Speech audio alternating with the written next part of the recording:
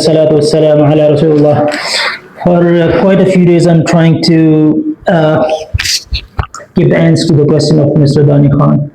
Perhaps he or she is from Kuwait or having problem with her babies who expired in the past, and they wanted to know that how would he and how we explain the metabolic disorders. So what happened in that, and why in cousin marriages or closer family marriages can cause this problem.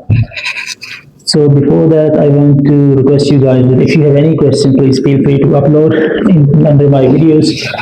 And about the medical questions, I will try my best to answer you as much as possible. So talking about metabolic disorders which happen in the babies and they cause ultimate death. So we should remember the simple Mendelian gene mechanisms. So what happens in it that the one gene really comes from father and the other gene comes from the mother, and they meet together. So they together are responsible for certain enzymes or proteins. So in this case of their babies getting this disorder, so suppose there is a one dysfunctional gene from the father comes to the baby, and the other comes from the mother through the egg, and they meet together. So both genes have defective enzyme or protein produced from that. So what will happen? That enzyme will not work. So all these chain mechanisms which convert one protein to the other will stop, and that will cause the accumulation of toxic substances, ultimately leading to the death of the baby. But if you remember that if mother has a defective gene, she has a normal gene too. So baby has equal chance to get a normal or abnormal gene into itself. Similarly, father has a normal and a defective gene, and whichever gene comes up will manifest itself. So most of enzymatic or metabolic reaction pathways, the enzymes of which are produced in autosomal recessive disorders, where the disease coming from both sides, or enzyme coming from both sides is defective.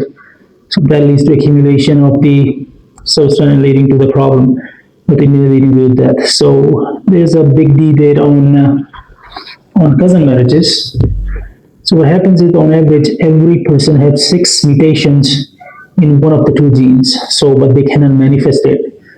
But if the other person has 6 mutations too, so the chances that people who are coming from the same background will have mutation of the same spot or locus. So if it will happen, those both genes will come into the baby and they will manifest itself and leading to the early death.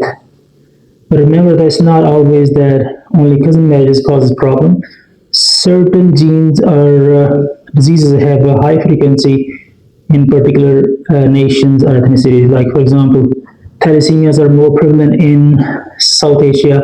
Similarly, sickle cell anemia is more prevalent in Africans, and G6PD is more prevalent in Mediterraneans. Why this happens? Because majority of those people have mutated genes, and if you even marry away from the family, chances that the person will have that particular gene is still high.